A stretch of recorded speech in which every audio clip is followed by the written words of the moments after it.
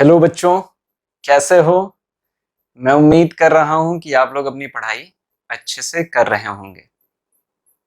अब हम आज शुरू करने जा रहे हैं lecture number 7 on rotational motion. पिछले लेक्चर में आपने देखा होगा कि टॉपलिंग एज अ कॉन्सेप्ट क्या होता है, हमने उसके बारे में समझा, ये जानने की कोशिश की कि नॉर्मल जरूरी नहीं ये सेंटर ऑफ मास से पास करें। आज हम उसी चीज को थोड़ा सा और आगे बढ़ाएंगे और टॉपलिंग एज अ कॉन्सेप्ट को समझेंगे इंक्लाइंड प्लेन पे। फिर हम ये समझने की कोशिश करेंगे कि जब स्टीप कर्व्ड रोड्स होती हैं तो हमारी व्हीकल टॉपल होने का डर रहता है या टॉपल कर जाती हैं, क्यों कर जाती हैं, किस क्रिटिकल स्पीड के ऊपर चलाने पे टॉपल कर जाएगी, वो केस हम समझने की कोशिश करेंगे। ट्रक्स क्यों टॉपल कर जाते हैं बैंक्ड रोड्स पे, जब सड़क हमारी हल्की सी ऊपर की तरफ उठी रहती है तो उन केसेस में ट्रक्स क्यों टॉपल कर जाते हैं, हैवी जो व्हीकल्स हैवी मास जो लेके कैरी करते हैं वो क्यों टॉपल करने का उनमें डर रहता है, उस सिनेरियो को डिस्कस करेंगे।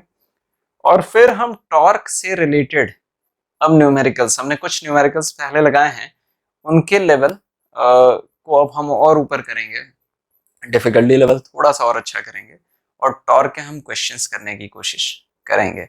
तो with this let's start today's session. मैं उम्मीद करता हूं कि आप लोगों ने पिछले लेक्चर्स देखे हैं, आपको किसी तरीके का कोई डाउट नहीं है। अगर डाउट होगा तो आप कमेंट सेक्शन में राइट करिए, हम किसी न किसी फॉर्मेट में उसे एड्रेस करने की कोशिश करेंगे। तो आइए शुरू करते हैं उसी वाले क्वेश्चन से जो हम लोगों ने लास्ट लेक्चर में खत्म किया था। मान लीजिए अगर बॉडी है ऐसे, मास आपका दिया हुआ है 10 kg, बॉडी ये रखी हुई है इस सरफेस पे, सरफेस रफ है, सेंटर ऑफ मास यहां पे है। ये आपसे पूछ दे कि कितना मिनिमम फोर्स चाहिए होगा इस पॉइंट पे अप्लाई करने के लिए, पॉइंट ए इस कॉर्नर पे कितना फोर्स अप्लाई किया जाए, मिनिमम फोर्स अप्लाई किया जाए कि ये बॉडी टॉपल कर जाए, ये बॉडी टॉपल कर जाए। आपको और जो एडिशनल इंफॉर्मेशन दी हुई है वो ये दी हुई है कि इसकी लेंथ जो है वो 5 मीटर है, इसकी जो ब्रेथ है वो 4 मीटर है, और आपसे पूछा जाए कि कितना फोर्स, मिनिमम फोर्स अप्लाई किया जाए कि ये बॉडी टॉपल कर जाए। ठीक है, कैसे करेंगे? बॉडी अप पुल करने की कोशिश करेंगे, फ्रिक्शनल फोर्स इस डायरेक्शन में लग रहा है एफएस। ठीक, सिंस वी आर एज्यूमिंग कि फ्रिक्शनल फोर्स जो है वो सफिशिएंट अमाउंट में है तभी बॉडी की टॉपलिंग की बात कर रहे हैं। क्वेश्चन में अगर जरूरत पड़ेगी तो हम इसे कैलकुलेट भी कर लेंगे, लेकिन यहाँ पे लैंग्वेज से ये समझ में आ रहा है क्वेश्चन के कि ये बॉडी टॉपल कर रही है, तो फोर्स जो है वो फ्रिक्शनल फोर्स से लेस है, लेस होने की वजह से ही टॉपल कर रहा है, वरना ये लीनियर मोशन भी करवाने लगता। तो अब हम समझते हैं इस बॉडी पे क्या क्या चीजें हो रही होंगी। मान लीजिए इसका mg जो है वो नीचे की तरफ यहाँ पे एक्ट कर रहा है, सेंटर ऑफ मास से mg वाला जो फोर्स है वो नीचे की तरफ एक्ट कर रहा है। तो अब ट्रांसलेशनल इक्विलिब्रियम में बॉडी है, बॉडी रुकी हुई है, लीनियरली मूव नहीं कर रही है। तभी मैं कह रहा था कि फ्रिक्शनल फोर्स से कम है, लेकिन अब बॉडी रुकी हुई है तो फ्रिक्शनल फोर्स चूंकि सेल्फ एडजस्टिंग फोर्स है तो ये उतना ही अमाउंट लगाएगा जिससे ये इसको बैलेंस कर दे। तो ट्रांसलेशनल इक्विलिब्रियम के केस में क्या होगा? ट्रांसलेशनल इक्विलिब्रियम के केस में क्या होगा? इस केस में हमारा x डायरेक्शन में लगने वाले सारे फोर्सेस नेट बराबर होंगे, y डायरेक्शन में लगने वाले सारे फोर्सेस जो हैं वो बराबर होंगे। तो अब कर लेते हैं इस चीज को। बॉडी टॉपल कर रही होगी, जस्ट करने वाली होगी, तो हमारा जो नॉर्मल है वो कहाँ आ जाएगा? एकदम एच पे आ चुका रहेगा। हमने पिछले लेक्चर में यही डिस्कस किया था। तो नॉर्मल फोर्स हमारा इस डायरेक्शन में आ चुका है यहाँ पे। ठीक है, यहां तक तो आप क्लियर है। अब फोर्स जो है, जो फोर्स अप्लाई हो रहा है एक्स डायरेक्शन में, अब हम बैलेंस करने की कोशिश कर रहे हैं। तो जो फोर्स अप्लाई हो रहा है ये किसके बराबर हो रहा है? फ्रिक्शनल फोर्स के बराबर हो रहा है। सेल्फ एडजस्टिंग है, हो सकता है ये अपने पीक वैल्यू पे ना हो, लेकिन दोनों अभी बराबर है। गाड़ी रुकी हुई है, बात रुकी हुई है, मतलब बॉक्स रुका हुआ है, तो ये इक्वेशन 1 हो गया। सेकेंड केस में एफ वाई हमारा बराबर है, forces acting in Y direction should be equal. तो नॉर्मल जो है वो किसके बराबर है? नॉर्मल जो है वो mg के बराबर है। mg की वैल्यू कितनी है? मास 10 दिया हुआ है, g की वैल्यू 10 हो गई, तो 100 न्यूटन नॉर्मल जो है वो हमारा 100 न्यूटन के बराबर है। तो हमारे पास ट्रांसलेशनल इक्विलिब्रियम वाले कॉन्सेप्ट से दो चीजें निकल के आ गई, फोर्स वो एफएस के बराबर है और नॉर्मल जो है वो एमजी के बराबर है। अब देखिए हम यहाँ पे ये गलती बिल्कुल नहीं करेंगे कि force is equal to mu MG होता है तो हम एफएस की वैल्यू निकाल दें यहाँ पे और अपना काम कर दें, ऐसा कुछ नहीं है। ये वो जो वैल्यू है वो मैक्सिमम वैल्यू होती है ना, लिमिटिंग फ्रिक्शन है वो। तो इस केस में हो सकता है कि ये जो एफएस है वो अपने मैक्सिमम वैल्यू के बराबर ना हो, तो हम F is equal to F S रखे हुए। यहां तक आप क्लियर है? ठीक है, तो ये तो हमने बात कर ली ट्रांसलेशनल इक्विलिब्रियम या फोर्स इक्विलिब्रियम की बात कर ली। अब इसी को रोटेशनल फ्रेम में देख लेते हैं कि रोटेशनल फ्रेम में क्या हो रहा है। तो चलिए इस वाले सेक्शन को मैं थोड़ा सा रब करता हूं। हमें ये पता चल गया फोर्स जो है वो एफएस के बराबर है और नॉर्मल जो है उसका वैल्यू है 100 न्यूटन। तो यहां पे मैं लिख देता हूं नॉर्मल जो है वो 100 न्यूटन के बराबर है और हमारा जो फोर्स है F is equal to F S. ठीक, अब मैं इस वाले सेक्शन को रब करता हूं।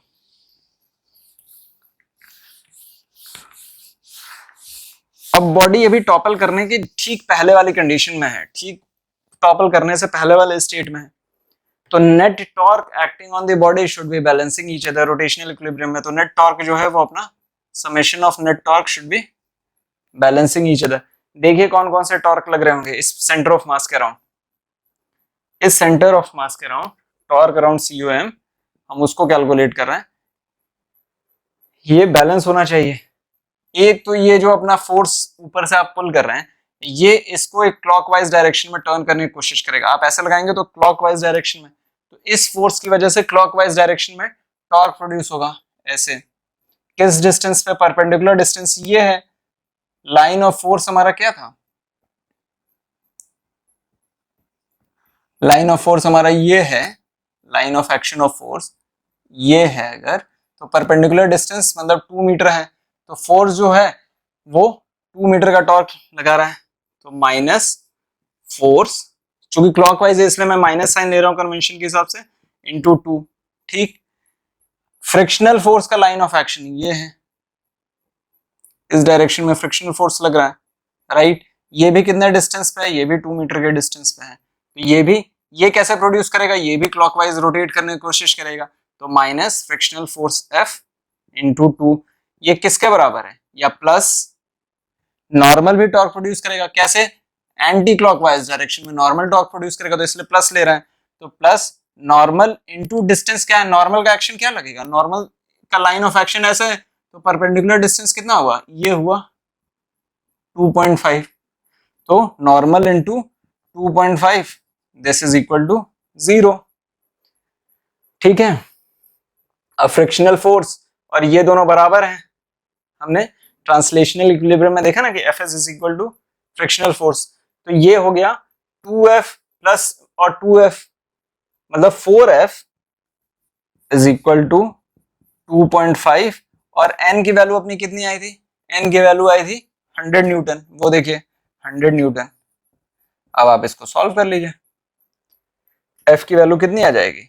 2.5 इंटू 25, ये आ जाएगा 62.5 न्यूटन के बराबर। तो इतना मिनिमम फोर्स आपको चाहिए होगा इस बॉक्स को टॉपल कराने के लिए।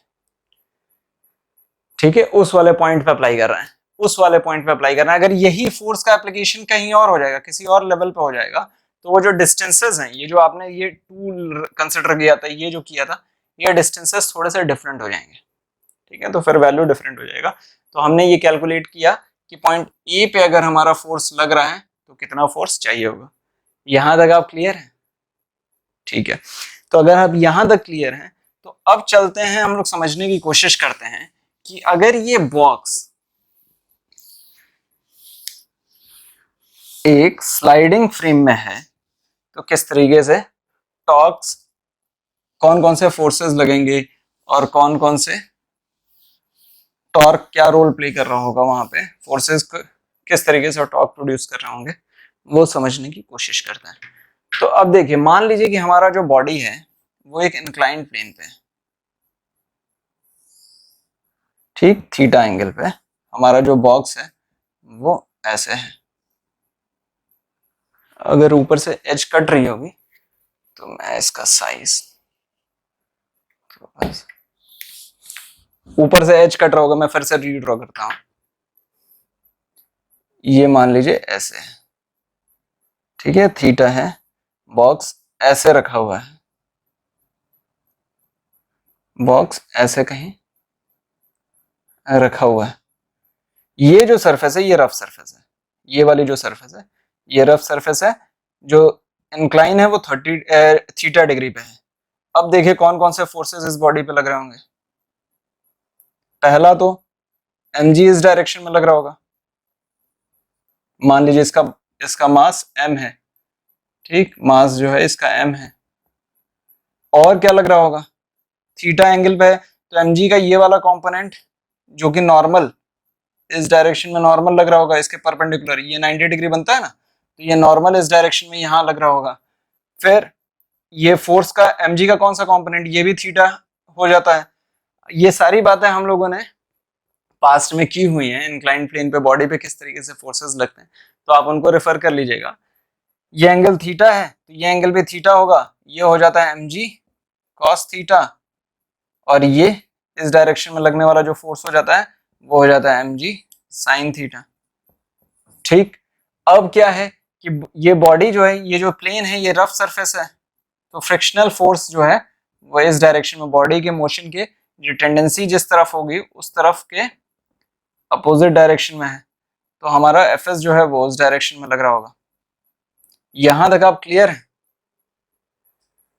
Are we clear till now? यहां तक ठीक। तो अब थोड़ा सा सोचते हैं, कैसे सोचते हैं, सेंटर ऑफ मास पे के अराउंड अगर ट्रांसलेशनल इक्विलिब्रियम की बात करें तो mg sin theta body move नहीं कर रही है, रुकी हुई है, नीचे की तरफ फिसल नहीं रही है, तो frictional force is balancing this mg sin theta. ये बात तो क्लियर है। और इस डायरेक्शन में normal is equal to mg cos theta, normal जो है वो है mg cos थीटा के बराबर, ठीक, और फ्रिक्शनल फोर्स जो है mg sin थीटा के बराबर है, ठीक है। और ये हम बात कर रहे हैं ट्रांसलेशनल इक्विलिब्रियम की, ये हम बात कर रहे हैं ट्रांसलेशनल इक्विलिब्रियम की, ठीक, बॉक्स जो है वो रुका हुआ है। अब थोड़ा सा सोचते हैं, इस सेंटर ऑफ मास से mg के जितने कंपोनेंट हो रहे होंगे, पास हो रहे होंगे, वो नेट टॉर्क क्या प्रोड्यूस कर रहे होंगे, जीरो। नॉर्मल भी अगर हमारे सेंटर ऑफ मास से पास कर रहा होगा तो ये नेट टॉर्क प्रोड्यूस कर रहा होगा जीरो। तो बचा एक जो फ्रिक्शनल फोर्स है ये टॉर्क प्रोड्यूस कर रहा होगा, फ्रिक्शनल फोर्स टॉर्क प्रोड्यूस कर रहा होगा क्योंकि ये तो सेंटर ऑफ मास से पास नहीं हो रहा है, तो ये जो टॉर्क प्रोड्यूस कर रहा होगा इस टॉर्क की वजह से बॉडी टॉपल हो जानी चाहिए, इस फोर्स की वजह से, इस फ्रिक्शनल फोर्स की वजह से बॉडी को पलट जाना चाहिए, टॉपल हो जाना चाहिए, लेकिन बॉडी नहीं गिरी है, रुकी हुई है, रोटेशनल इक्विलिब्रियम में भी है। इसका मतलब ये क्यों होगा, जो हमने पिछले लेक्चर में पढ़ा, ये नॉर्मल जो है वो यहां से पास नहीं हो रहा होगा, सेंटर ऑफ मास से पास नहीं हो रहा होगा, नॉर्मल कहीं और से पास हो रहा होगा, यहां से पास हो रहा होगा, तभी तो ये बॉडी टॉपल नहीं कर रही है, यहां से पास कर रहा होगा। और यहां से पास करने की वजह से क्या होगा, यहां से पास करने की वजह से ये अगर मान लीजिए x डिस्टेंस से पास कर रहा होगा तो ये भी एक टॉर्क प्रोड्यूस करने की कोशिश करेगा, जो कि इस फ्रिक्शनल फोर्स के द्वारा प्रोड्यूस किए हुए टॉर्क को बैलेंस कर रहा होगा और बॉडी गिर नहीं रही होगी। तो हमने ये बात की है पहले वाले लेक्चर में भी कि नॉर्मल जरूरी नहीं है कि सेंटर ऑफ मास से पास करे, इस केस में भी हमारा नॉर्मल जो है वो सेंटर ऑफ मास से पास नहीं कर रहा है, वो मान लीजिए किसी एक डिस्टेंस x से पास कर रहा होगा। तो राइट कर लेते हैं इक्वेशन रोटेशनल इक्विलिब्रियम वाली, रोटेशनल इक्विलिब्रियम वाली क्या इक्वेशन हो जाएगी, वो हो जाएगी normal into x, this would be equal to frictional force into ये जो डिस्टेंस है, मान लीजिए q की लेंथ अगर l थी या 2l थी तो इसे हम मान लेते हैं l, या बॉक्स की लेंथ अगर हम मान लेते हैं शेप होगा तो इसका अगर ये ब्रेथ मान लीजिए l 2l था तो सेंटर ऑफ मास से ये डिस्टेंस l हो गई है, हमने l मान लिया है इस डिस्टेंस को, ठीक है, ये L है, तो फ्रिक्शनल फोर्स इनटू L, ये बात क्लियर हो गई है। बॉडी रोटेट भी तो नहीं कर रही है, तो आपने जो दोनों फोर्सेस लग रहे होंगे सेंटर ऑफ मास पे, उन दोनों फोर्सेस को आपने बैलेंस कर दिया है। क्लियर? तो क्या होगा, नॉर्मल की वैल्यू है mg cos theta into x, और फ्रिक्शनल फोर्स की वैल्यू है mg sin theta into L, mg sin theta into L। ठीक है, mg और mg कैंसिल हो गया, x का वैल्यू कितना आ गया, x का वैल्यू हो गया L tan थीटा। इसका मतलब ये कि x डिस्टेंस पे नॉर्मल फोर्स एक्ट कर रहा होगा, x डिस्टेंस पे नॉर्मल फोर्स एक्ट कर रहा होगा। जैसे जैसे ये थीटा का वैल्यू बढ़ता जाएगा, वैसे वैसे नॉर्मल शिफ्ट हो जाता जाएगा h पे, नॉर्मल शिफ्ट होता जाएगा, एक पॉइंट आएगा कि नॉर्मल वो फ्रिक्शनल फोर्स पलटा देगा। तो जैसे जैसे थीटा का एंगल, ये थीटा बढ़ता जाएगा, ये हाइट इस बॉक्स की बढ़ती जाएगी। दो चीजों पे डिपेंडेंट है ना, एक तो लेंथ के, ये जो लेंथ है, ये जो L था, distance of centre of mass from this surface, तो जितना ऊंचा बॉक्स रहेगा एक वो, तो उसका सेंटर ऑफ मास ऊपर की तरफ आ जाएगा, और ये थीटा एंगल, दो फैक्टर्स पे डिपेंड करेगा, पलटना, बॉक्स का टॉपल करना इस चीज से डिसाइड होगा। यहां तक आप क्लियर हैं? ओके, अगर ये क्लियर है तो अब चलते हैं हमारा उस वाले टॉपिक पे कि एक बॉडी या एक कार या एक ट्रक जब शार्प कर्व्स होते हैं, या अगर सड़क जो है वो थोड़ा सा सर्कुलर पाथ में है, तो उस केस में if you are driving with a significant speed, आपकी वेलोसिटी ज्यादा हो, तो उस केस में किस तरीके से हमारी बॉडी टॉपल कर जाती है, कार या ट्रक टॉपल कर जाता है। जैसे सिंप्लिसिटी के लिए मैं दिखाता हूं, ये सड़क है मान लीजिए, ठीक है, सर्कुलर फ्रेम है इसका, और यहां पे उसका सेंटर है, ये ट्रक है कहीं अपनी, ठीक, ये ट्रक है, तो इस ट्रक के दो पहिए हैं, एक पहिया यहाँ पे, एक पहिया यहाँ पे, ठीक, दो पहिए और पीछे छिपे होंगे, और ये इसका सेंटर ऑफ मास है, मान लीजिए ये जो डिस्टेंस है वो r है, ये जो डिस्टेंस है वो r है, और ये मूव कर रहा है, इस डायरेक्शन में मूव कर रहा है, ठीक, और ये जो है ट्रैक, ये सर्कुलर ट्रैक है। अब देखिए, अगर गाड़ी क्या कहते हैं सफिशिएंट वेलोसिटी होगी, इसमें सफिशिएंट वेलोसिटी होगी, तो ये टॉपल कर जाएगी। उस केस को हम डिस्कस करते हैं, कैसे होगा, जब ये बॉडी इस सर्कुलर पाथ में मूव कर रही है, या जब ये गाड़ी इस सर्कुलर पाथ में मूव कर रही है, तो इस पे सेंट्रीपिटल फोर्स की वजह से ये मूव कर रही होगी, सेंट्रीपिटल फोर्स की वजह से ये मूव कर रही होगी, या इसके अंदर आप बैठे हो तो एक सेंट्रीफ्यूगल फोर्स आप फील करेंगे जो इसके इस डायरेक्शन में होगा, उसका वैल्यू होगा mv²/r। यहां तक तो आप क्लियर है ना, कि आप इसके अंदर बैठे हैं तो आपको एक बाहर निकलने की एक टेंडेंसी होगी, सड़क के बाहर तेजी से आप गाड़ी घुमाते हैं तो बाहर निकलने की टेंडेंसी होती है ना, किस चीज की वजह से होगी, वो जो सेंट्रीफ्यूगल फोर्स आप फील कर रहे होंगे mv²/r, उसकी वजह से होगी। ये जो डिस्टेंस है r, अगर इस सर्कुलर पाथ का सेंटर और ये बॉडी का सेंटर ऑफ मास के बीच का जो डिस्टेंस है वो r है, तो वो एक टेंडेंसी होगी। उस सिनेरियो में क्या गाड़ी पलट सकती है, उसको समझते हैं। तो इसका मैं एक सिंपल डायग्राम बनाता हूं और फिर केसेस को एनालाइज करते हैं। ये मूव कर गया, जस्ट लेट मी सी कि ये स्क्रीन पे दिख रहा है या नहीं। ओके, तो देखिए, अगर मान लीजिए ये ट्रक है और ये ट्रक के आगे से देखने पे जो दो पहिए हैं, ये दो पहिए आपको ऐसे दिख रहे होंगे, ठीक है, इसके पीछे भी दो पहिए होंगे। आप एज्यूम कर लीजिए कि जो बिहेवियर इधर आगे वाले पहिए डिमॉन्स्ट्रेट करोगे, वही वाला बिहेवियर पीछे वाले पहिए डिमॉन्स्ट्रेट करोगे। हम उससे समझने की कोशिश करते हैं। ये इसका सेंटर ऑफ मास है, ठीक। अब इस पे कौन कौन से फोर्सेस लग रहे होंगे, सड़क तो ये है, सड़क ये है, तो एक तो नॉर्मल यहां से पास हो रहा होगा N1, N2 मान लीजिए यहां से पास हो रहा होगा ऐसे, N2 इस पे mg इस डायरेक्शन में नीचे की तरफ लग रही होगी, ठीक है। बॉडी की टेंडेंसी बाहर निकलने की थी, तो हम नेट जो फ्रिक्शनल फोर्स है मान लेते हैं इस डायरेक्शन में Fs है, और एक फोर्स इस पे लग रही होगी इस डायरेक्शन में,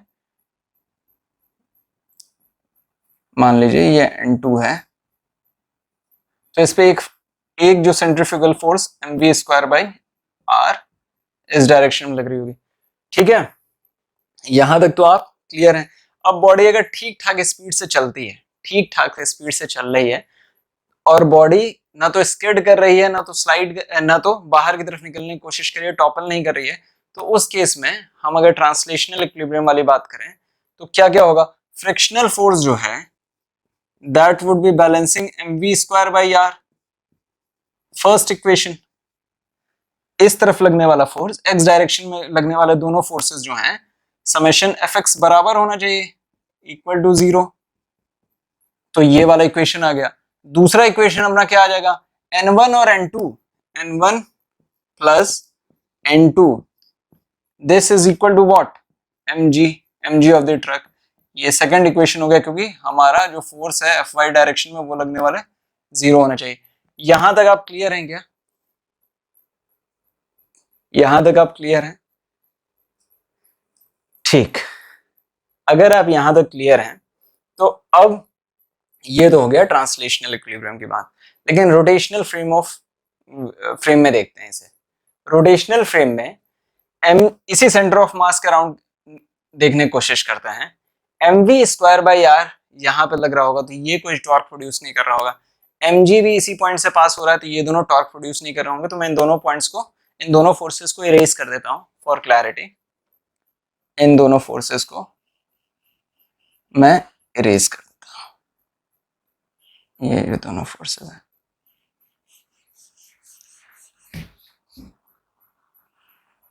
ठीक, अब तीन फोर्सेस बचे अपने पास। बस मैं ये चेक कर लूं कि आप लोगों को स्क्रीन पे दिख तो रहा है, मेरा कैमरा बंद तो नहीं हो गया, N2 इस डायरेक्शन में, जस्ट से, ओके ठीक। अब जरा देखिए रोटेशनल इक्विलिब्रियम वाले फ्रेम से, मान लीजिए ये जो सेंटर ऑफ मास है ये हाइट h पे है, ये हाइट h पे, जमीन से हाइट h पे है, और दूसरी बात ये जो दो पहिए हैं, इन दोनों पहियों के बीच का जो डिस्टेंस है वो 2d है, दो पहियों के बीच का जो डिस्टेंस है वो 2d है। तो एक यहां से पास होने वाला जो डिस्टेंस है वो d है, यहां से पास होने वाला जो डिस्टेंस है इसे आप मान लीजिए d है, ठीक है। दो d हो गए, टोटल डिस्टेंस आपने 2d मान रखी है, ठीक, यहां तक आप क्लियर हैं। अब प्रोड्यूस करते हैं, अब नेट टॉर्क को भी बैलेंस कर देते हैं। कैसे बैलेंस करेंगे, n1 जो है वो क्लॉकवाइज डायरेक्शन में टॉर्क प्रोड्यूस करेगा, n1 और परपेंडिकुलर डिस्टेंस जो है वो d, तो n1 इंटू डी, और बड़ा लिख दूं, आपको दिख रहा है n1 d, और ये फ्रिक्शनल फोर्स भी क्लॉकवाइज डायरेक्शन में टॉर्क प्रोड्यूस करेगा, प्लस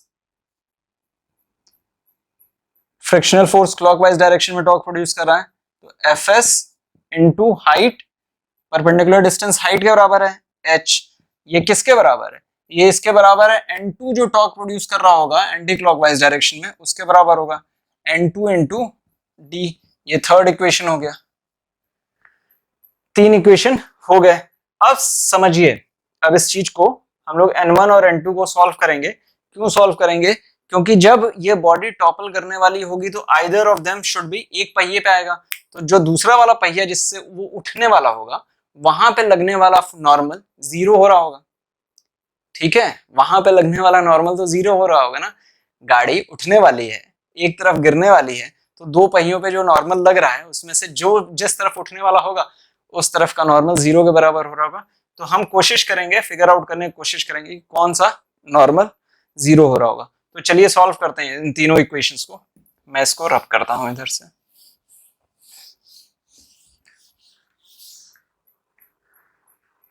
पहला है for F S is equal to M V square by R, यहां मैं लिख रहा हूं F S is equal to M V square by R, N one plus N two is equal to M G, और तीसरा है N one D plus F S H is equal to N two D. ठीक, ये वाला space अपने लिए free हुआ solve करने के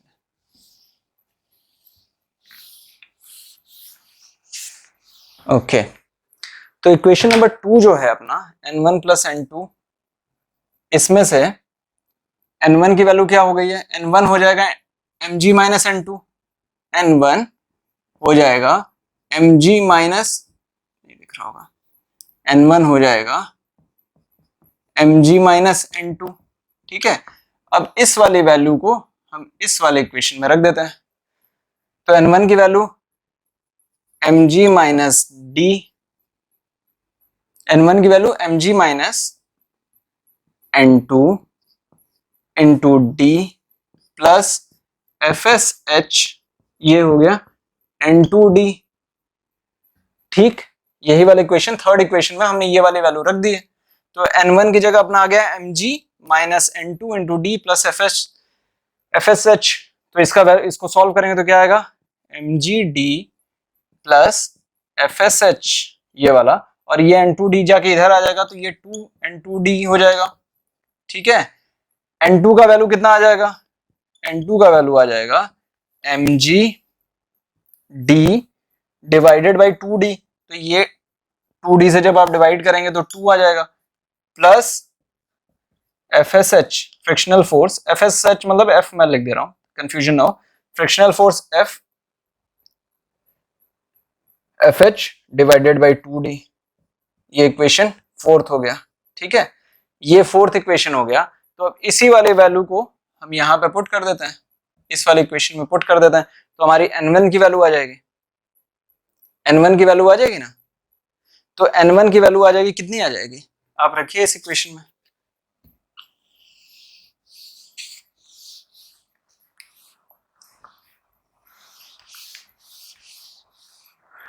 n1 equal to mg minus n2 था, तो अब आप इसमें रखिए n2 की वैल्यू जो आई थी, तो n1 की वैल्यू आ गई है mg माइनस mg बाई 2 माइनस fh बाई 2d। ठीक, इसका वैल्यू हो जाएगा mg बाई 2 माइनस fh बाई 2d। ठीक, n1 की वैल्यू। अब आप देखिए, अगर जब बॉडी टॉपल करने वाली है तो एक नॉर्मल उसमें से जीरो हो रहा होगा, कौन सा नॉर्मल जीरो हो रहा होगा, इस n2 को एनालाइज कर रहे हैं, तो n2 जो है इसमें मास पॉजिटिव वैल्यू है, g पॉजिटिव वैल्यू है, 2 जो है वो एक नंबर है, फ्रिक्शनल फोर्स हमारा एग्जिस्ट करता है, h है, 2d है, ये प्लस साइन है, तो ये वैल्यू पॉजिटिव ही रहेगी। इस वाले केस में mg बाई 2 किसी एक सिनेरियो में fh बाई 2d के अगर बराबर हो जाए, जीरो हो जाए, दोनों एक दूसरे को बैलेंस कर दें, तो n1 की वैल्यू जीरो हो सकती है, n1 की वैल्यू जीरो हो सकती है ना, तो n1 की वैल्यू अगर जीरो हो सकती है, तो जब बॉडी हमारी टॉपल कर रही है, तेजी से आगे की तरफ बढ़ रही है, याद आ रहा है आपको, तेजी से टर्न कर रही है, तो n1 का वैल्यू अगर जीरो हो जा रहा है, ये अगर जीरो हो सकता है, तो उस केस में क्या होगा, उस केस में हम बैलेंस कर देते हैं उसको जीरो के बराबर। एक सेकंड, स्क्रीन हिला है, तो mg बाई 2 minus fh is equal to 2d, ये जीरो कर देते हैं, तो fh force into h by d, ये किसके बराबर हो जाएगा, mg के बराबर हो जाएगा, ये हो जाएगा ना। ठीक, अब फोर्स जो फ्रिक्शनल फोर्स है वो क्या किसके बराबर था, mv स्क्वायर बाई r के बराबर था ना, ट्रांसलेशनल इक्विलिब्रियम में आप याद करिए, फ्रिक्शनल फोर्स जो था वो mv स्क्वायर बाई r के बराबर था, वैल्यू रखते हैं, तो mv square by r into d into h, ये mg के बराबर है, तो यहां से m और m कट जाएगा, v का वैल्यू क्या आ जाएगा, v का वैल्यू आ जाएगा यहां से rd इधर चला जाएगा, तो G R D divided by H under root, ये हो गया V max critical value. G R D by H, ये हो गया अपना क्रिटिकल वैल्यू। इससे ज्यादा वेलोसिटी पे अगर आप गाड़ी को आगे चलाएंगे तो गाड़ी टॉपल कर जाएगी। इससे ज्यादा तेज अगर गाड़ी, आर जो है वो डिस्टेंस था उस पाथ का सेंटर से, सेंटर ऑफ मास के बीच का आर, डी जो था वो दो पहियों के बीच का हाफ डिस्टेंस था, एच जो थी वो हाइट थी, सेंटर ऑफ मास की हाइट थी। तो अब थोड़ा सा इसको और समझने की कोशिश करते हैं। जो हाई पावर वाली व्हीकल्स होती हैं, कार्स होती हैं, उनका आप नोटिस करिएगा, एक तो वो सरफेस के, उनका जो नीचे का सरफेस होता है, क्लियरिंग स्पेस होता है, वो काफी कम होता है, मतलब उनका हाइट जो है वो कम होता है। हाई पावर वाली तेज, जिनमें जो ज्यादा तेज गाड़ियां चलती हैं, उनका हाइट जो होता है वो कम होता है, वो थोड़ा सा चिपटी हुई रहती हैं। और दूसरी बात, उनके पहिए जो होते हैं वो रिलेटिवली थोड़े से डिस्टेंस पे होते हैं, वो फ्लैट एंड होती हैं। वो रीजन यही हो सकता है, और भी डिजाइन भी रीजन हो सकते हैं, लेकिन सेफ्टी रीजन जो है, वो सेफ्टी रीजन ये हो सकता है कि वो अपने डिस्टेंस को बड़ा रखना चाहते होंगे, तभी ये वी मैक्स की वैल्यू और ज्यादा होगी, और हाइट को कम रखना चाहते होंगे तो बॉडी का टॉपल होना, क्योंकि तेज गाड़ियां हैं, तेजी से चलेंगे, वो सर्कुलर पाथ में तो और तेजी से चलती है। अच्छा, आपको याद होगा सर्कुलर मोशन में हम लोगों ने गाड़ी के बाहर निकल जाने के लिए जो वी मैक्स निकाला था, वो था स्लाइड करने के लिए म्यू आर जी, ये था ना म्यू आर जी। स्लाइड करने के लिए हमारा ये था वी मैक्स, स्लाइड करने के लिए, और यहां पे टॉपल करने के लिए जो वी मैक्स है वो ये है वी मैक्स टॉपल, ये अपना टॉपल करने के लिए है, और ये जो है ये स्लाइड करने के लिए। किस केस में गाड़ी पहले टॉपल कर जाएगी, पहले स्लाइड करेगी? जो वेलोसिटी ज्यादा होगी उस वेलोसिटी में वो टॉपल कर जाएगी। अगर मान लीजिए टॉपल करेगी या स्लाइड करेगी, अगर मान लीजिए ये वैल्यू ज्यादा हो जाए, root G R D by H अगर म्यू आर जी से ज्यादा हो जाएगी, तो उस केस में गाड़ी टॉपल कर जाएगी पहले, और अगर ये ज्यादा रहेगी तो पहले स्लाइड करेगी फिर टॉपल करेगी। ठीक है, तो ध्यान रखिएगा, इससे रिलेटेड क्वेश्चंस बनाए जा सकते हैं। ठीक है, यहां तक आप क्लियर हैं? Are we clear till now? इसी चीज को चलिए मैं आपको फील कराता हूं। अगर सड़क थोड़ी सी टिल्टेड है तो गाड़ी क्यों पलट जाएगी? सड़क अगर टिल्टेड, ये तो फ्लैट सरफेस की बात थी, ये क्रिटिकल स्पीड से आप ज्यादा चल रहे थे तो आप टॉपल कर गए हैं। जैसे मान लीजिए ये आपका फ्लैट सरफेस था, केस 1 फ्लैट सरफेस है, ठीक, यहाँ पे गाड़ी का पहिया है, दो पहिए हैं, गाड़ी जो है ऐसे चल रही है। ठीक, केस दूसरा हो जाता है अगर सड़क हल्की सी बैंक्ड हो जाए, तो इस केस में क्या था, फोर्स जो है mg जो है वो नीचे की तरफ लग रहा था, नॉर्मल ऐसे लग रहे थे, n2 n1, फ्रिक्शनल फोर्स जो है वो अपनी इस डायरेक्शन में फ्रिक्शनल फोर्स लग रहा था। ठीक, अब हल्का सा सड़क टॉपल, हल्का सा ये जो लैंड है या सड़क जो है वो बैंक्ड है, इस केस में क्या होगा, ये दो पहिए हैं अपने, ये गाड़ी है, ठीक। ड्राइंग को लेके मेरी जो फाइट है बचपन से ही रही है, हमेशा से। एक बार मेरी आर्ट के मैडम ने हम लोगों से, क्लास 3rd 4th 5th की बात होगी, ड्राइंग बनवाई, तो गुलाब का फूल मैंने क्या किया, अपने बगल वाले से बनवा लिया। अब उसने मुझे बना के दे दिया, मैंने उसको कलर ऐसा कलर कर दिया कि उस कलर के गुलाब होता ही नहीं है, तो फिर उसके बाद मुझे क्लास के बाहर जाना पड़ा था। तो ड्राइंग एक ऐसा चीज है जिसके साथ मेरा हमेशा से फाइट रहा है। खैर, you will have to bear with me on this. लेकिन अब देखते हैं, जैसे n1 यहाँ पे इस डायरेक्शन में है, n1, और n2 जो है वो इस डायरेक्शन में है, mg जो है वो, mg जो रिलेटिवली अब शिफ्ट हो रही है, क्योंकि देखिए अब क्या हो रहा है, अब जब बॉडी जो है सेंटर ऑफ ग्रेविटी हल्की सी टिल्ट हो रही है, तो वजन इस तरफ झुक रहा है ना, इस तरफ झुक रहा है, दाहिने तरफ ज्यादा झुक रहा है, इस तरफ। तो mg जो है, सेंटर ऑफ ग्रेविटी जो है, वो हल्का सा शिफ्ट होगी इस तरफ, इसकी तरफ शिफ्ट होगी।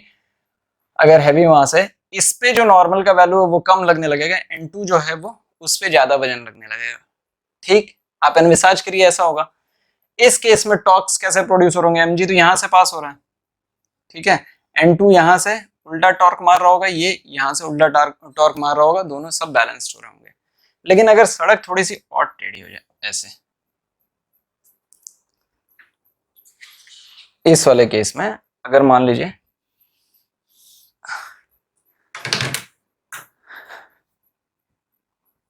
और टेढ़ा हो जाता है,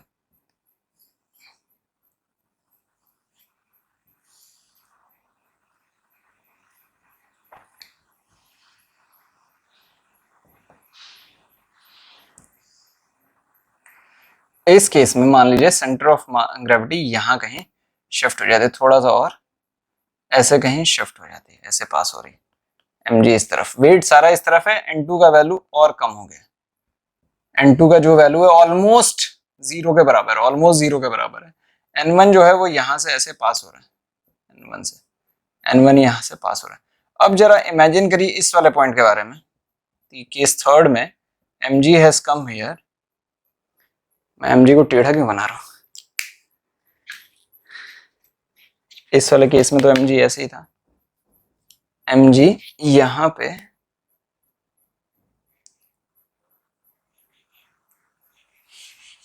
सॉरी मैंने इसके अलाइनमेंट के साथ ऐसे बना दिया था, mg जो है वो इस डायरेक्शन में ऐसे परपेंडिकुलर नीचे लग रहा होगा mg। अब जरा इस वाले पॉइंट के अराउंड टॉर्क को कंसीडर कर लीजिए, इस वाले पॉइंट के अराउंड नॉर्मल इससे पास हो रहा है n1, n2 का जो वैल्यू है मैग्नीट्यूड वाइज वो थोड़ा सा कम है, और रादर वो भी इसी डायरेक्शन में टॉर्क प्रोड्यूस करेगा, mg जो है वो भी क्लॉकवाइज डायरेक्शन में टॉर्क प्रोड्यूस कर देगा, mg भी क्लॉकवाइज, n2 जो भी थोड़ा बहुत वैल्यू होगा उसकी वजह से भी टॉर्क, n1 कोई टॉर्क प्रोड्यूस नहीं कर रहा है। मान लीजिए बॉडी में टेंडेंसी जो है इस डायरेक्शन में जाने की है, फ्रिक्शनल फोर्स यहां से मान लीजिए ऐसे पास हो रहा होगा, तो वो भी इसी पॉइंट से पास हो रहा है, तो इस केस में mg ऐसा टॉर्क प्रोड्यूस कर देगा कि बॉडी टॉपल हो जाएगी, बॉडी टॉपल हो जाएगी। ध्यान रखिएगा, अगर ये प्लेन इंक्लाइंड हो जाएगा, आप इमेजिन करते जाइए, पहले क्या था, पहले वाले केस में mg इधर से पास कर रहा था, n2 इधर से था, तो एंटी क्लॉकवाइज डायरेक्शन में चीजें थी। इस केस में mg अगर और टिल्ट हो गया है, गाड़ी और सड़क और ज्यादा बैंक्ड है, और ये ज्यादा हैवी मास है, हैवी मास आगे की तरफ आ गया है, उस केस में ये टॉपल करा देगा, mg जो है एज अ फोर्स वो खुद ही गाड़ी को टॉपल करा देगा।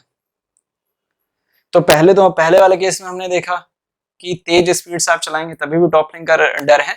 इस वाले केस में हमने देखा कि अगर मास जो है वो एक तरफ झुक जाता है, एक पहिए की तरफ ज्यादा हो जाता है और बॉडी के बाहर जाने लगता है, तो टॉपल करा देगी।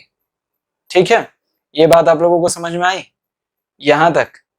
गुड। ओके, स्क्रीन पे सब है।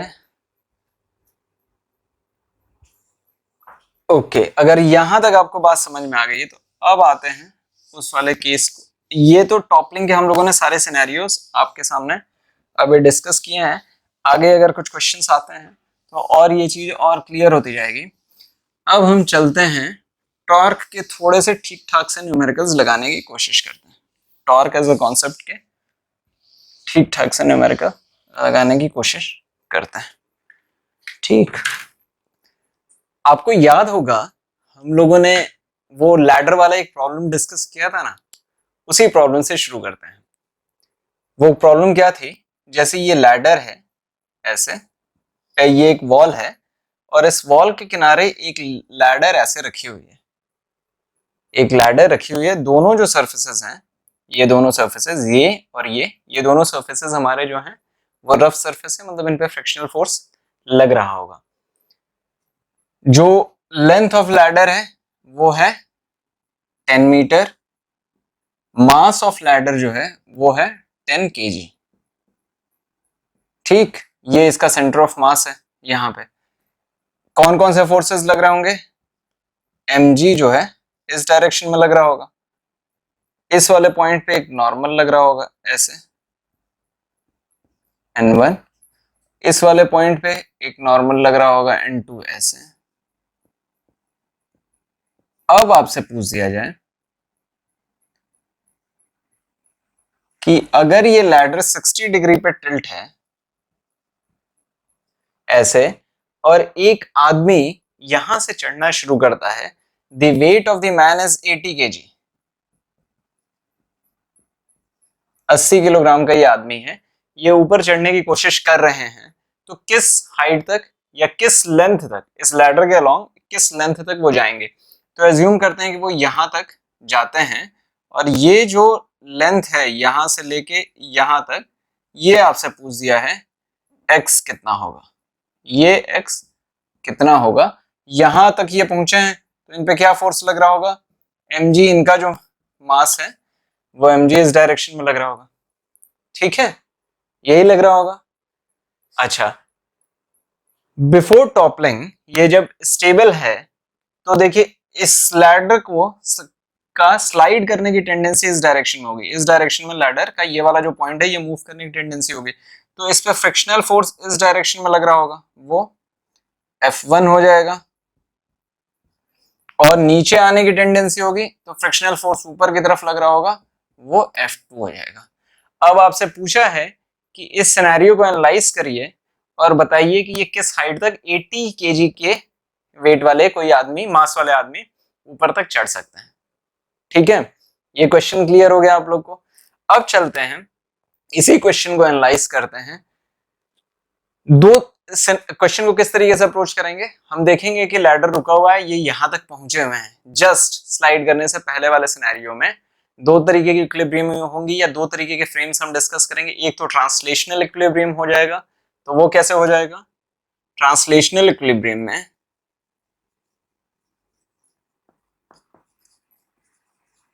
या फोर्स इक्विलिब्रियम, ट्रांसलेशनल या फोर्स वाले जो एलिमेंट्स हम बैलेंस करेंगे उसमें हमारा एक्स डायरेक्शन में लगने वाले सारे फोर्सेस जो हैं वो नेट फोर्सेस जीरो होंगे, और वाई डायरेक्शन में लगने वाले नेट फोर्सेस जो हैं वो भी जीरो होंगे।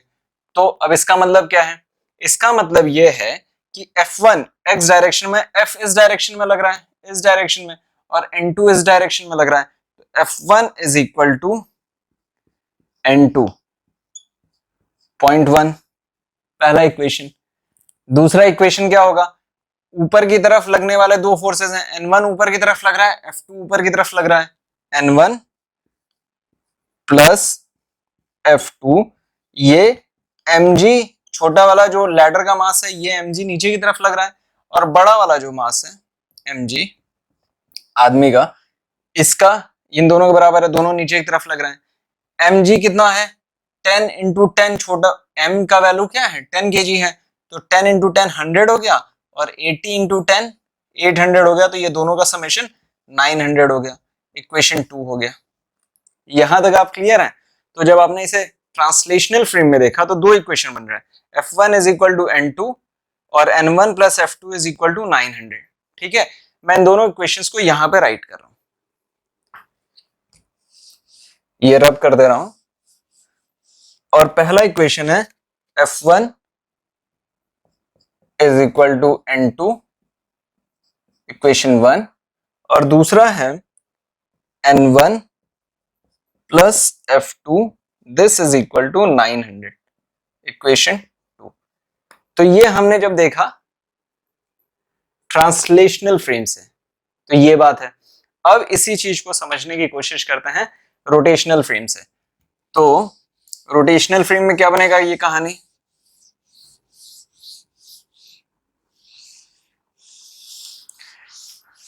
कोई ऐसा पॉइंट पकड़ लेते हैं जहां पे नेट टॉर्क जो है वो जीरो हो, नेट टॉर्क हमारा जो हो वो जीरो हो। मान लीजिए हम इस यहां पे सेंटर ऑफ मास ये है, ठीक है, हम सेंटर ऑफ मास के अराउंड भी कैलकुलेट कर सकते हैं, लेकिन हम क्या करते हैं, हम कोशिश करें एक ऐसा पॉइंट चूज करने की जिस पॉइंट से मैक्सिमम फोर्सेस पास हो रहा हो। तो जब मैक्सिमम फोर्सेस उसी पॉइंट से पास हो रहे होंगे तो उन फोर्सेस की वजह से लगने वाला टॉर्क जीरो हो जाएगा। तो अगर जैसे ये वाला पॉइंट देखिए, इस वाले पॉइंट से N1 भी पास हो रहा है, F1 भी पास हो रहा है, तो इन दोनों पॉइंट्स, इन दोनों फोर्सेस की वजह से यहाँ पे इस वाले पॉइंट पे जो टॉर्क लग रहा होगा वो जीरो हो जाएगा। अगर हम सेंटर ऑफ मास लेते हैं तो वहां से सिर्फ mg पास हो रहा होगा, ये दोनों mg F2 N2, इन सभी के टॉर्क्स हमें कैलकुलेट करने पड़ेंगे। तो ये भी हम कर सकते हैं, लेकिन रिलेटिवली कन्वीनियंट ये लग रहा है। सिमिलरली एक पॉइंट F2, ये वाला भी पॉइंट है यहाँ पे, यहाँ से N2 और F2 दोनों पास हो रहे हैं, तो नेट टॉर्क लगने वाला है यहाँ पे जीरो हो जाएगा। तो ऐसा पॉइंट चूज करें जिससे मेजॉरिटी ऑफ द फोर्सेस जो पास किए जा सकते हो वो हो जाए। हम ये वाला पॉइंट अपने कन्वीनियंस के लिए चूज कर लेते हैं, ठीक है। तो इस वाले पॉइंट पे कौन कौन सा टॉर्क लग रहा होगा, N1 और F1 की वजह से टॉर्क तो जीरो हो गया, ठीक, इसी से पास कर रहे हैं। अब बचा mg, बड़ा वाला mg, F2 और N2। तो एक एक केसेस देख लेते हैं। mg के वाला केस देख लेते हैं। mg वाला केस क्या है, ये छोटा ट्राइंगल है, mg ऐसे पास हो रहा है और इस वाले पॉइंट से परपेंडिकुलर डिस्टेंस मान लीजिए d1 है, ये d1, ठीक है। mg इस डायरेक्शन में नीचे की तरफ लाइन ऑफ एक्शन mg का ये है, 60 डिग्री ये है। यहां से लेके mg किस पॉइंट पे, सेंटर ऑफ मास से नीचे आ रहा है, तो ये वाली जो लेंथ है, टोटल लेंथ हमारी 10 है, तो ये वाली जो लेंथ हो गई ये अपनी हो गई 5 मीटर। कैलकुलेट कर लेते हैं d1 का वैल्यू। d1 का वैल्यू क्या हो जाएगा, cos 60 बेस अपॉन हाइपोटेन्यूज, तो d1 अपॉन 5, cos 60 की वैल्यू हाफ होती है, तो d1 का वैल्यू हो गया 2.5। ये जो डिस्टेंस है, ये वाला डिस्टेंस यहां से लेके ये वाला, इसी यही तो परपेंडिकुलर डिस्टेंस हुआ इस छोटे वाले फोर्स mg की वजह से। ये d1 अगर हुआ तो वो 2.5 हो गया। तो mg कितना टॉर्क प्रोड्यूस कर रहा होगा, टॉर्क प्रोड्यूस बाय mg छोटा वाला, that would be equal to कितना, 10, मास 10 है, g 10 है, तो 100 फोर्स हो गया इनटू परपेंडिकुलर डिस्टेंस 2.5 हो गया, तो this is equal to 250 newton metre, 250 newton metre. तो टॉर्क, ये जो छोटा वाला mg टॉर्क प्रोड्यूस कर रहा है वो 250 न्यूटन मीटर कर रहा है। तो ऊपर मैं लिखता जाता हूं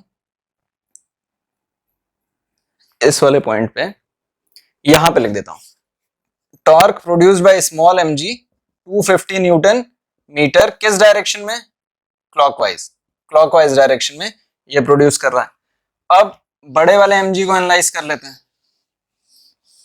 जो मैन के वेट की वजह से जो टॉर्क प्रोड्यूस हो रहा होगा उसको एनालाइज कर लेते हैं। एक मिनट में देख लूं कि ये स्क्रीन हिला तो नहीं है, थोड़ा सा।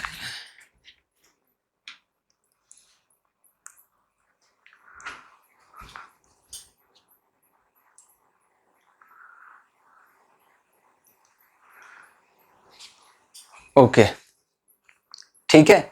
अब इस बड़े वाले mg की वजह से जो टॉर्क प्रोड्यूस हो रहा होगा, ये mg का भी लाइन ऑफ एक्शन ऐसे ही है, ऐसे, तो और उसका जो परपेंडिकुलर डिस्टेंस है वो ये है, तो उसका ट्राइंगल भी बना लेते हैं। सेम ट्राइंगल ऐसे होगा,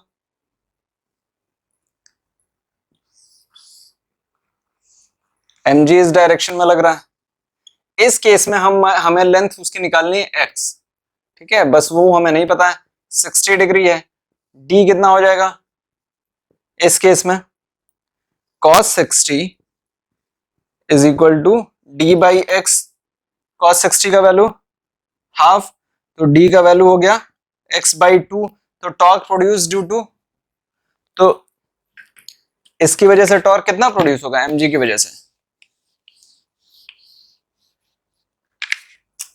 टॉर्क ड्यू टू ये बड़ा वाला जो mg है ये क्या होगा, ये होगा, इसका मास है 80, 80 इंटू जी 10, 10 इंटू डी, तो 800 डी, डी मतलब ये वाला डिस्टेंस, यहां से लेके ये वाला डिस्टेंस, ये पूरा जो डिस्टेंस है ये डी, जो अभी हमने निकाला, डी की वैल्यू कितनी है x बाई 2, तो 800 into X by 2 which is equal to 400x। ये किस डायरेक्शन में टॉर्क होगा, ये भी टॉर्क होगा हमारा क्लॉकवाइज डायरेक्शन में। ये दोनों टॉर्क mg जो हैं ये दोनों हमारे क्लॉकवाइज डायरेक्शन में टॉर्क है, तो ये 100 इंटू एक्स और ये है क्लॉकवाइज डायरेक्शन में, ठीक है। यहां तक मैं चेक कर लूं दिख रहा है कि नहीं, ओके, अब हम आते हैं ये समझने की कोशिश करते हैं कि N2 हमारा क्या टॉर्क प्रोड्यूस कर रहा होगा। N2 ये है, N2 इस डायरेक्शन में एंटी क्लॉकवाइज डायरेक्शन में टॉर्क प्रोड्यूस कर रहा होगा। परपेंडिकुलर डिस्टेंस कितना है, ये वाला डिस्टेंस। N2 कैसे होगा, N2 का एप्लीकेशन इस डायरेक्शन में है, N2 इसका परपेंडिकुलर डिस्टेंस ये है, ये वाला डिस्टेंस है ना, ये वाला डिस्टेंस N2 का हुआ। ये किसके बराबर है, इस ट्राइंगल में ये वाला जो हाइट है इसके बराबर है। लेंथ हमारी 10 दी हुई है, ये 60 डिग्री दिया हुआ है, ये h है। h का वैल्यू क्या हुआ, h का वैल्यू हो गया h by 10 is equal to sine 60। तो h का वैल्यू क्या हो गया, √3/2 इंटू 10 इज इक्वल टू 5√3। तो torque produced because of N2 ये क्या होगा, टॉर्क प्रोड्यूस्ड बाय N2। अब हमारा हाइट आ गया है, तो टॉर्क प्रोड्यूस्ड बाय N2 ये हो जाएगा N2 इंटू 5√3, वो जो परपेंडिकुलर डिस्टेंस है N2 5√3, ठीक है। ये हो गया, ये किस डायरेक्शन में है, ये एंटी क्लॉकवाइज डायरेक्शन में है। तो मैं इधर लिख देता हूं,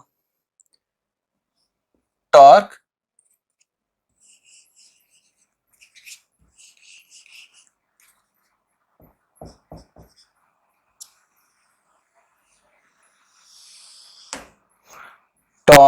ड्यू टू N2 ये है अपना N2 5√3 और ये है एंटी क्लॉकवाइज डायरेक्शन में, ठीक है, उल्टे वाले डायरेक्शन में।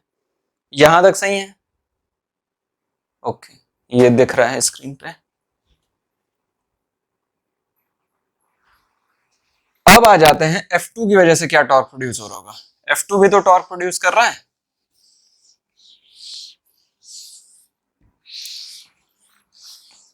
F2 ऐसे ऊपर जा रहा है, तो उसका परपेंडिकुलर डिस्टेंस क्या हुआ, ये परपेंडिकुलर डिस्टेंस F2 का हुआ।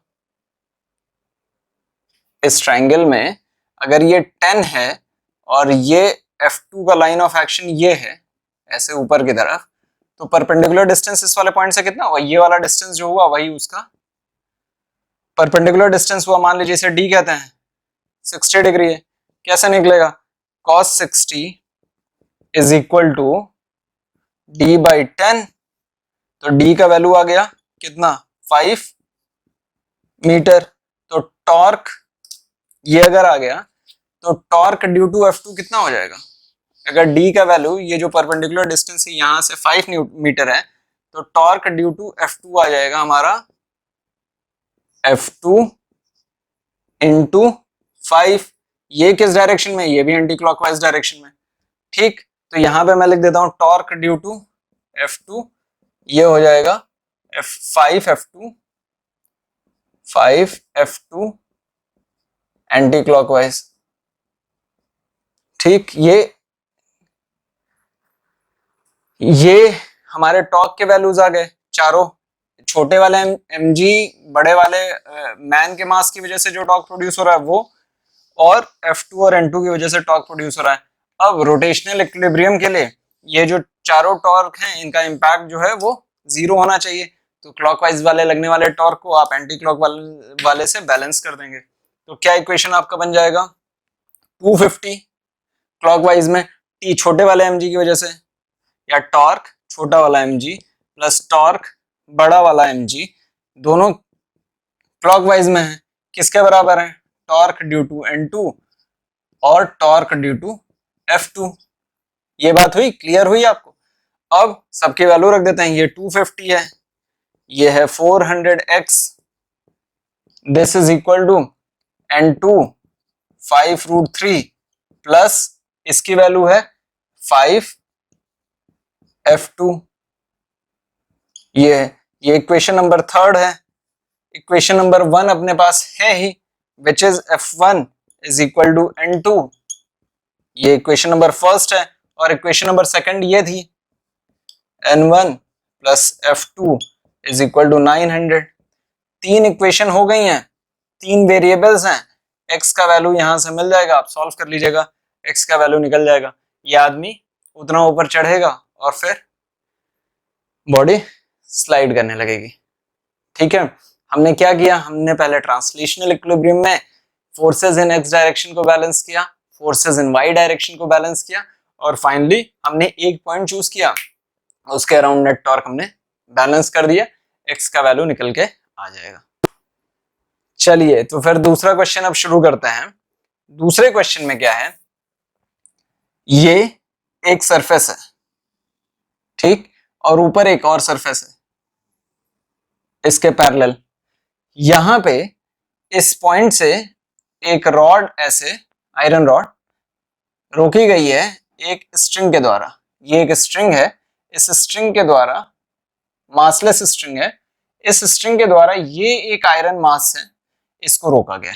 ठीक है, इस स्ट्रिंग को आप ऊपर से पुल कर सकते हैं, नीचे नहीं भेज सकते।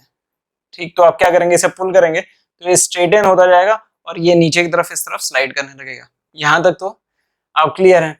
अब दिया हुआ है आपको mass of this iron rod is 10 kg और length of this iron rod is 10 metre. ठीक, ये रुका हुआ है, मान लीजिए आपसे दे दिया जाए 30 डिग्री पे। अब आपसे क्वेश्चन में पूछ दिया जाए, ये भी रफ सरफेस है और ऊपर वाला भी सरफेस रफ है। अब आपसे पूछ दिया जाए कि ये जो टेंशन है स्ट्रिंग में ये कितनी है, और दूसरा आपसे पूछ दिया जाए कि इस वाले पॉइंट पे लगने वाला जो नॉर्मल है, नॉर्मल फोर्स कितना है। क्वेश्चन बन सकता है ऐसा, ठीक है ना, कि ये जो नॉर्मल फोर्स है, ये नॉर्मल फोर्स कितना है। एक इंफॉर्मेशन और दी हुई है, और वो इंफॉर्मेशन ये दी हुई है, ये टेंशन। आपसे पूछ दिया जाए कि टेंशन कितना है, और जो इंफॉर्मेशन दी हुई है वो ये दी हुई है कि ये इस स्ट्रिंग ने इस रॉड को 150 डिग्री पे होल्ड कर रखा है। ठीक, और आपसे पूछ दिया जाए कि नॉर्मल क्या है और टेंशन क्या है उस स्ट्रिंग में। ये स्ट्रिंग जो है ये मासलेस है। ठीक, तो कैसे करेंगे इस क्वेश्चन को, सोचिए।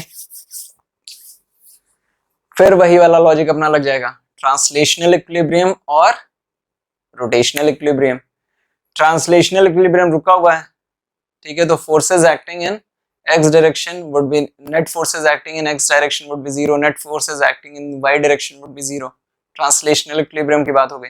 और टॉर्क, हम किसी एक पॉइंट के अराउंड टॉर्क निकाल देते हैं, उसको नेट 0 कर देते हैं। तो जैसे मान लीजिए ये वाला पॉइंट है, इस पॉइंट पे चूंकि ऊपर की तरफ खींच सकती है रस्सी, तो ये इधर बढ़ेगा तो हमारा फ्रिक्शन हमेशा इस डायरेक्शन में लगेगा, F। ठीक, अब हम पहले ना टॉर्क निकालने की कोशिश करते हैं इस वाले क्वेश्चन में। टॉर्क इस वाले पॉइंट के अराउंड निकालने की कोशिश करते हैं। तो क्या करें, एक तरीका तो ये है कि ये लेंथ है, इस पे हम टेंशन का परपेंडिकुलर कंपोनेंट निकाल लें, टेंशन का परपेंडिकुलर कंपोनेंट निकाल लें, और हम ये डिस्टेंस L 10 मीटर दी हुई है और हमारा काम हो जाएगा। ठीक है, तो टेंशन का वो परपेंडिकुलर कंपोनेंट, लेकिन इसमें थोड़ा सा चैलेंज होता हुआ दिख रहा है, हम निकालें कैसे परपेंडिकुलर। ठीक, तो दूसरा अप्रोच फॉलो करते हैं इस क्वेश्चन में, दूसरा अप्रोच फॉलो करते हैं, और वो क्या है, इंस्टेड ऑफ फाइंडिंग टेंशन का परपेंडिकुलर कंपोनेंट, ये अगर लाइन ऑफ एक्शन है ऑफ टेंशन, तो यहां से हम परपेंडिकुलर इस पे बना देते हैं। Let there be a perpendicular dropped here, ये एक परपेंडिकुलर बना देते हैं। ये जो डिस्टेंस है, परपेंडिकुलर डिस्टेंस, वही अपना काम कर जाएगा, डी परपेंडिकुलर।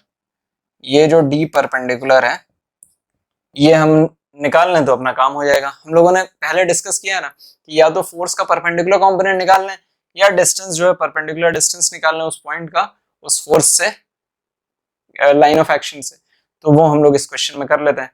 इस क्वेश्चन में वो करेंगे तो हमारे लिए थोड़ा सा कन्वीनियंस हो जाएगा। तो चलिए ये वाला चीज अप्लाई करने की कोशिश करते हैं। ये परपेंडिकुलर डिस्टेंस कैसे आएगा, ये परपेंडिकुलर डिस्टेंस, मैं इसका डायग्राम इधर बना रहा हूं।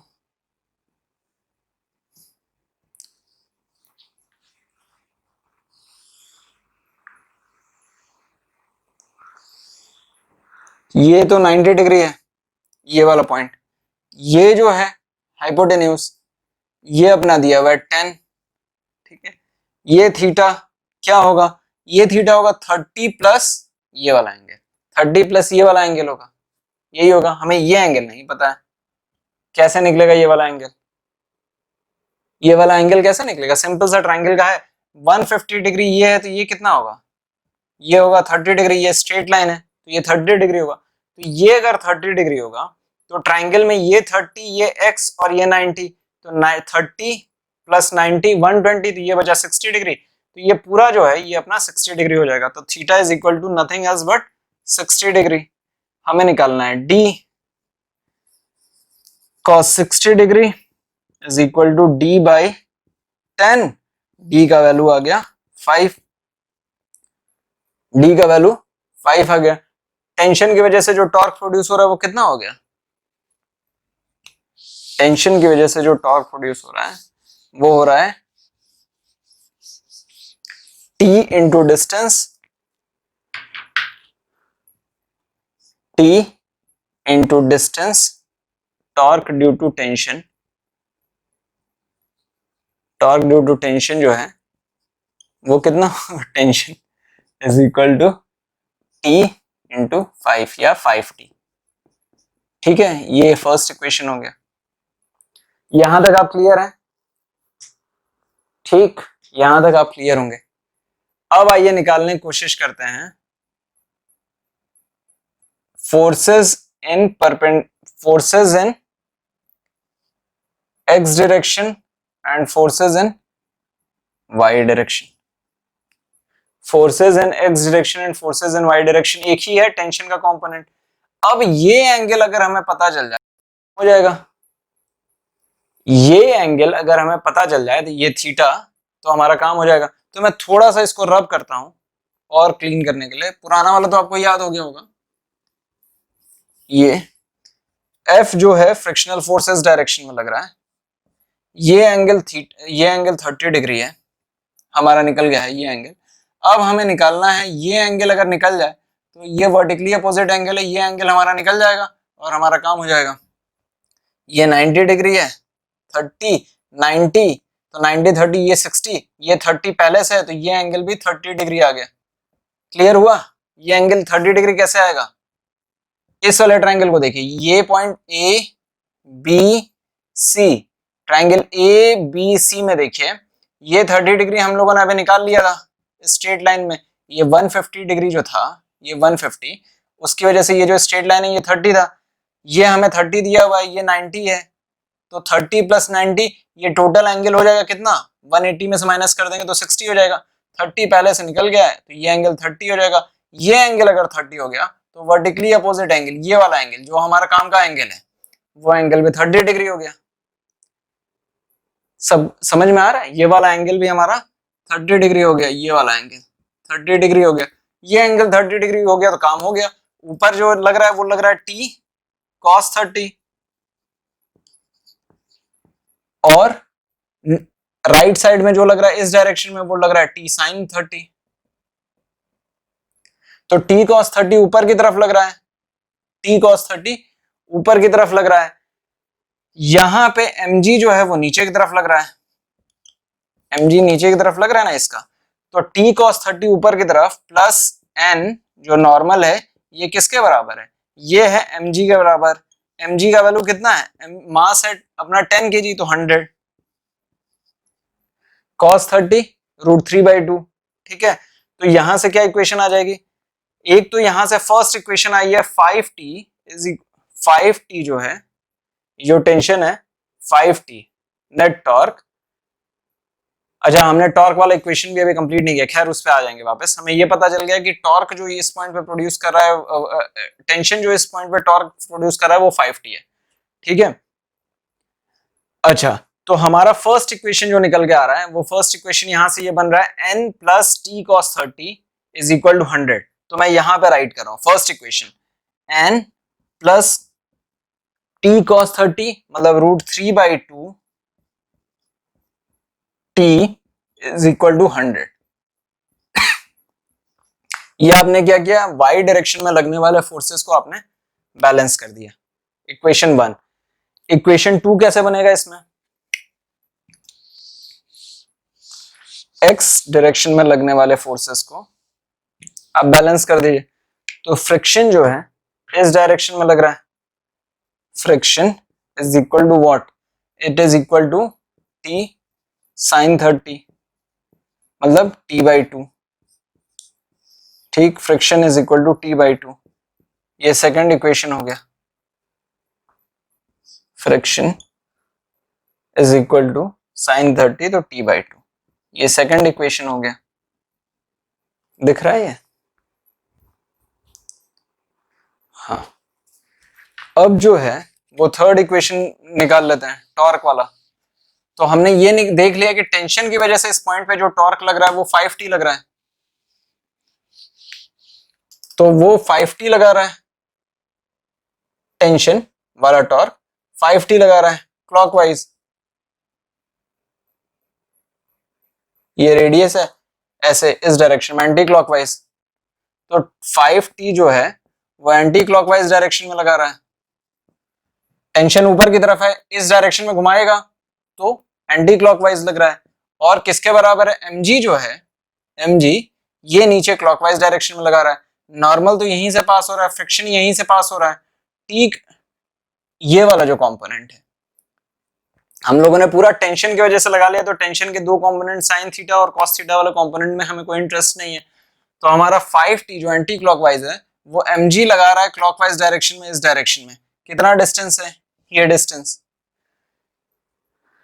आप निकाल लेंगे cos 30, ये डिस्टेंस जो है d आप कैसे निकालेंगे, इस छोटे वाले ट्राइंगल में निकाल लेंगे आप। छोटा वाला ट्राइंगल अगर मान लीजिए ऐसे है, ये हाफ डिस्टेंस है 2.5, ये 30 डिग्री है, तो ये x है, तो x की वैल्यू क्या हो जाएगी, cos 30 degree is equal to x by 2.5। आप इसको सॉल्व कर लीजिएगा, x का वैल्यू आ जाएगा। तो यहां से हमारा mg जो है, mg इंटू x, mg का वैल्यू है, mg का वैल्यू है 10 100 100x, 5t is equal to 100x, 5t is equal to 100x। x का एक न्यूमेरिकल वैल्यू आएगा 2.5 इंटू रूट 3/2, तो ये एक न्यूमेरिकल वैल्यू आएगा। t से यहाँ से आपका एक नंबर आएगा, यहाँ से जब आप कैलकुलेट करेंगे तो t का आपका एक नंबर आएगा, वो नंबर आप पुट कर देंगे तो नॉर्मल वाले इक्वेशन में यहाँ से नॉर्मल की वैल्यू आ जाएगी, फ्रिक्शनल फोर्स भी जो लग रहा होगा वो भी निकल के आ जाएगा। तो ये 3 इक्वेशन है और 3 इक्वेशन को आप सॉल्व करेंगे और ये क्वेश्चन सॉल्व कर देंगे। क्वेश्चन में थोड़ा बहुत एंगल वाली बात थी तो आप उसको एड्रेस कर लेंगे। नेक्स्ट क्वेश्चन चलते हैं।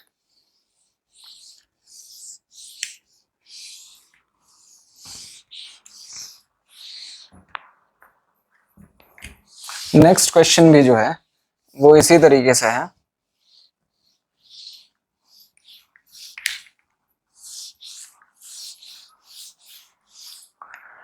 जैसे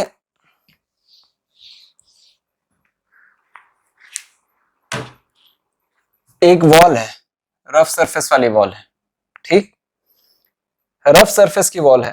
थोड़ा सा और किनारे बनाता हूं ताकि इधर सॉल्व करने में बोर्ड का इफेक्टिव यूटिलाइजेशन हो जाए। ये एक रफ सरफेस है, एक धागे से यहां पे बांधा हुआ एक आयरन रॉड है, एक धागे से बांधा हुआ, ये धागा यहाँ पे फिक्स्ड है, इस धागे से बांध के एक आयरन रॉड को यहां से यहां हैंग कर दिया गया, एक आयरन रॉड को यहां से यहां हैंग कर दिया गया है एट एन एंगल, मान लीजिए 60 degree, at an angle 60 degree. ठीक है, ये हिंज्ड नहीं है, ये रुका हुआ है, ये यहां पे रुका हुआ है। ठीक, इस पे टेंशन लग रहा है टी, इस पे टेंशन लग रहा है टी। इस आयरन रॉड का मास जो है वो है 10 kg, सेम 10 kg, लेंथ जो है वो 10 मीटर है। यहां तक बात समझ में आ गई? ओके, अब आपसे पूछ दिया जाए, अब आपसे पूछ दिया जाए कि एक मास m कोई भी एक मास m यहां पे हम रखें, ठीक है, मान लीजिए 5 kg का 5 kg का मास हम यहां पे रखें, तो कितने डिस्टेंस पे रखें ताकि ये अपने पोजीशन को मेंटेन किए रहे, ये मतलब स्लिप ना करे। कितने डिस्टेंस पे रखें, ये डिस्टेंस x कितना रखें, ये डिस्टेंस कितना रखें कि ये रॉड जो है वो अपनी पोजीशन को मेंटेन्ड किए रहे। अब जैसे जैसे आप मास को इसके पास लाएंगे, इसके पास लाएंगे, ये नीचे की तरफ आने लगेगा, ये नीचे की तरफ आएगा। तो उस केस में आपसे पूछा जा रहा है कि किस डिस्टेंस तक हम इसे रखें कि हमारा बॉडी स्लिप ना करे। ठीक है, यहां तक आप क्लियर हैं? तो करते हैं इस क्वेश्चन को भी सॉल्व करते हैं। कैसे सॉल्व करेंगे? अब देखिए इस वाले पॉइंट पे कौन कौन से फोर्सेस लगेंगे, मास और लेंथ तो आपको याद होगी। तो इस वाले पॉइंट पे कौन कौन से फोर्सेस लगेंगे? ये एक तो नॉर्मल लग रहा होगा इस डायरेक्शन में, नॉर्मल, ठीक है, और चूंकि इसकी टेंडेंसी नीचे स्लिप करने की है तो फ्रिक्शनल फोर्स इस डायरेक्शन में F लग रहा होगा। ये नॉर्मल किसके बराबर होगा? टेंशन के दो कंपोनेंट है, एक तो ऊपर की तरफ लग रहा होगा which is tension T sin 60 degree, this would be equal to T sin 60 degree। इस डायरेक्शन में लगने वाला कौन सा कंपोनेंट होगा? मास ऑफ जो बॉडी है वो हम मान के रख रहे हैं कि 5 kg, m जो है, जो छोटा वाला मास है वो 5 kg, ठीक है। ये जो है टेंशन का वो वाला कंपोनेंट जो इस डायरेक्शन में लग रहा होगा वो क्या होगा? T cos 60 डिग्री हो गया। तो डायग्राम आपने देख लिया।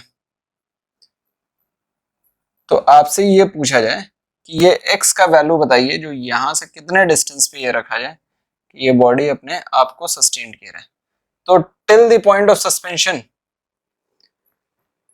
जब तक सस्पेंड किए हुए हैं, ये बैलेंस कर देते हैं सारे फोर्सेस को। जब एकदम लास्ट मोमेंट तक क्या होगा? बॉडी अपनी इक्विलिब्रियम में मेंटेन्ड है, नेट टॉर्क एक पॉइंट के अराउंड देख लेंगे वो भी जीरो होना चाहिए, और forces in x and y direction, x direction के सारे फोर्सेस बैलेंस करने चाहिए, वाई डायरेक्शन के सारे फोर्सेस बैलेंस करने चाहिए। ठीक है, कैसे करेंगे? अब देखिए ये नॉर्मल जो है ये किसके बराबर है? इस बॉडी पे जो नॉर्मल लग रहा होगा वो किसके बराबर है? Normal is equal to T cos 60 degree. मान लीजिए यहाँ पे टी की वैल्यू टेंशन दी हुई हो, आपसे टेंशन दिया है 100 न्यूटन का, 100 न्यूटन का टेंशन इसमें है। तो यहां से आप नॉर्मल का वैल्यू निकाल लेंगे अपना। फ्रिक्शनल फोर्स का वैल्यू कितना होगा? या मान लीजिए, चलिए मान के करते हैं कि इस क्वेश्चन में टेंशन नहीं दिया हुआ है, इस क्वेश्चन में आपको टेंशन नहीं दिया हुआ है, ठीक है। वैसे करते हैं कि आपको टेंशन नहीं दिया हुआ है, आप सॉल्व करिए।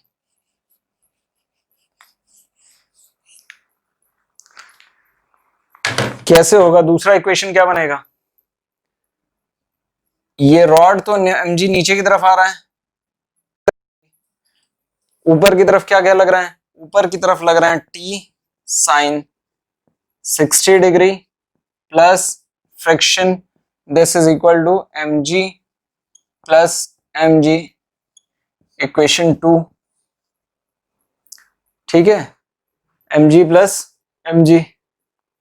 और इस पॉइंट के अराउंड हम टॉर्क कैलकुलेट कर लेते हैं, इस पॉइंट के अराउंड टॉर्क कैलकुलेट कर लेंगे। तो mg जो है वो क्लॉकवाइज में मूव करेगा, छोटा वाला mg भी क्लॉकवाइज डायरेक्शन में मूव करेगा, ये है वो एंटी क्लॉकवाइज मूव करेगा। फ्रिक्शन यहीं से पास हो रहा है, नॉर्मल यहीं से पास हो रहा है, तो इन दोनों का टॉर्क जीरो हो जाएगा।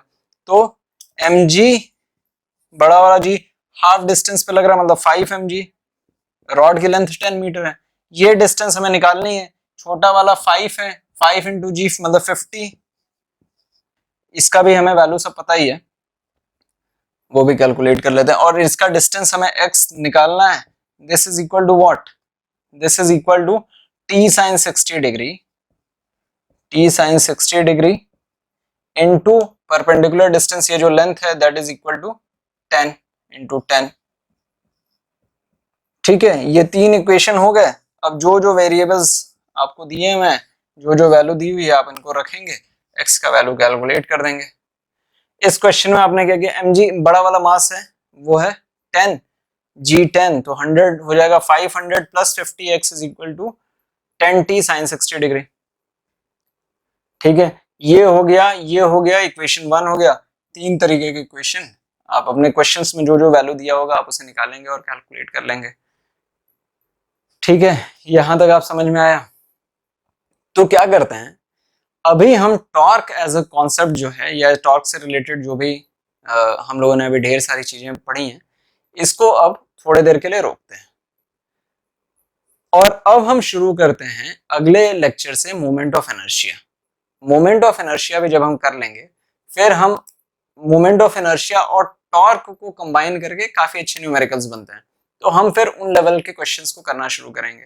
फिर अपनी बाकी चीजें जो कंजर्वेशन की है, एनर्जी कंजर्वेशन की, मोमेंटम कंजर्वेशन की, या रोलिंग वाली बातें हैं, उन पे हम शिफ्ट करेंगे। बट मुझे लगता है ऐसा कि एटलीस्ट अभी तक हम लोगों ने जो पढ़ा है उससे हमें टॉर्क एज एन एलिमेंट को अब अप्रिशिएट करने में या उसे समझने में अब ज्यादा डिफिकल्टी नहीं हो रही होगी, हम चीजों को समझ पा रहे होंगे। लेकिन फिर भी अगर आपको लग रहा होगा कि हमें और इस चीज को समझने की जरूरत है और बात करने की जरूरत है, तो हम लोग बात करेंगे। मैं आपको बता दूं, हम लोग मोमेंट ऑफ इनर्शिया और बाकी जो लेक्चर्स हैं उनको कवर करने के बाद there would be lot of questions for you. हम लोगों के ढेर सारे कंटेंट ऐसे आने वाले हैं जिसमें हम लोग बहुत क्वेश्चंस के बारे में बात करेंगे, एक एक चीज आपकी क्लियर होती जाएगी। अभी के लिए थोड़ी देर के लिए हम लोग टॉर्क एज एन एलिमेंट उसको पॉज करते हैं, थोड़ी देर के लिए रोकते हैं, मोमेंट ऑफ इनर्शिया पे चलते हैं, और फिर उसके बाद हम लोग फिर से जब कंबाइंड हो गए मोमेंट ऑफ इनर्शिया टॉर्क, कई जब एक साथ एप्लीकेशन होगा क्वेश्चंस में, तो उनमें मजा आएगा। तो होप आपने काफी चीजें सीखी होंगी इस लेक्चर में। I'll be coming back with the next one. Please keep on writing your comments. अगर कोई डाउट है किसी भी तरीके के तो आप उनको लिखिए। मैं उन्हें किसी न किसी फॉर्मेट में एड्रेस करने की कोशिश करूंगा। Thank you for watching this. I'll be coming back with the next one pretty quickly. Thank you.